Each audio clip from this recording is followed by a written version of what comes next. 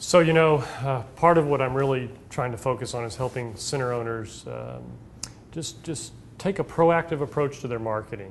And one of the challenges I think they have is, where do I fit that in my day? Where do I possibly have time to market my own business, because I'm trying to do stuff for customers and all the other things that go on in my organization.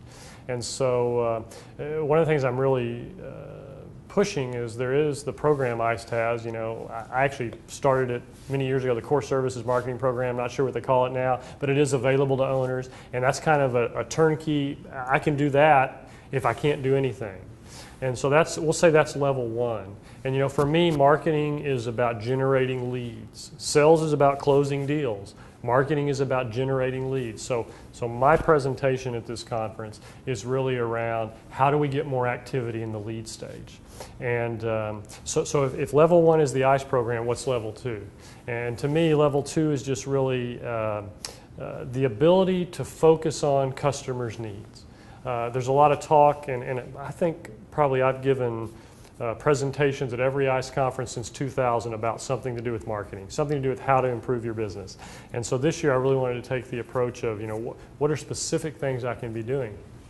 And from a best practices standpoint of what I could do, there's everything from go out and meet your clients right now. Just look at your 80-20, which of those 20 customers or whatever that percent is give you the most business, and go meet with them. Because now's the time. Their businesses are slow too. Why not take advantage of that? And people always say, well, what do I say? And I tell them, go out and just say, what's your business doing right now? What are your plans? What are you all talking about? Have a conversation. Chances are your competitors might be having those conversations, so you want to overcome that. And if not, at least then you have something going with those who are your customers. So that's kind of level two marketing. Get out and talk to your existing customers. And then, how do we acquire new leads? And for me, I think the simplest approach is really just to have some sort of program. Maybe it's I've heard people refer to it as 8 and 8, or I've heard people refer to it as a multiple touch program. But call them on the phone, send them a letter, send them a postcard, call them on the phone again, set up a meeting, try to have a discussion around what their plans are, where their business is going, and really help them focus on, how do we prepare when the economy turns? The economy is going to turn. It always has, it always will. The question is when. And if you wait until the moment you hear the news media say, hey, the economy's well again, you're too late. So what you do now really is preparing you for 3-6 months down the road, let's say January of 10, when this thing does start ramping up again. You don't want to be behind everybody else at that point and going, oh, well, we're ready. You have to start now. So that's really kind of the message I'm trying to bring. One of the pivotal pieces, I think, of this is how modern technology wise do you want to be?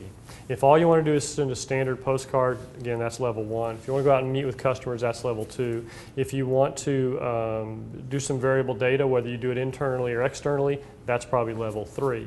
And so what that looks like, I think, is everything from having their name involved in the marketing piece you send them, all the way out to really doing some high-level things. And we talked about in my session, doing PURLs, personal URLs. That's to use a postcard to drive people to a personalized website so they can experience a different kind of marketing. And I think the value there is it engages them in an area where people right now are very focused, and that's the internet. Right? And in a moment I'm going to talk about the next step. But the basic level is send people a postcard, drive them to a internet site that says their name, has information about their company, ask them questions about their business. What's the benefit of that? Well, where all this is going is, how close can we engage with the customer?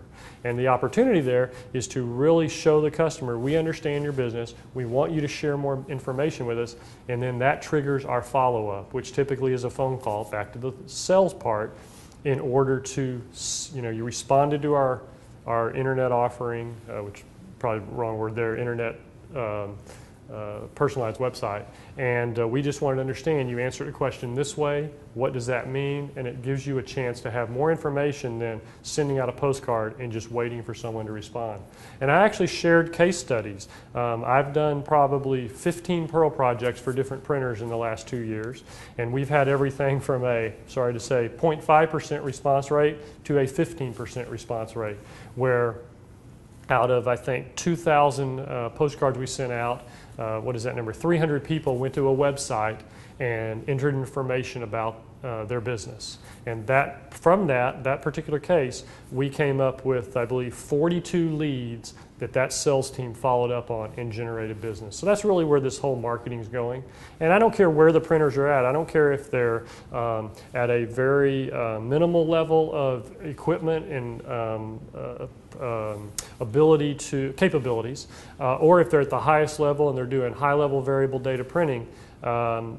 The opportunity to market to customers exists. If you can't do it, talk to one of your peers in the ICE family, because there are people doing it and they can do it with you. We did a program last December tied around generating sales in January, and I loved the postcard. It said on the front, I wish I could have held it up for you. On the front it shows a cookie box, and the cookies were my name. So DAVID right there in the cookie box. If your name was John or Susie or Mortimer, there they were, and it was an offer to get these cookies. All you had to do was go to the website, and we got about a 6% response out of that one. So great opportunities for that. So we talked a lot about that in our session. And I guess that pretty much just takes us to the next level, which is people who are doing all kinds of social networking marketing. And right now, I know somebody's watching this and they went, oh gosh, here we go again, social networking. And well, let me just say, I'm on LinkedIn, I'm on Facebook, I'm on Twitter, I do it all. And why do I do it? I do it because it's where people are having conversations right now. A great story that I just had happen yesterday. Some of you out there read my newsletter. When you read my newsletter, it said in there that I have a bucket list was this month's newsletter. And what is your bucket list? Someone Twittered that for me to their audience of over 5,000 people, and approximately 50 people who had never seen my newsletter and went and looked at it.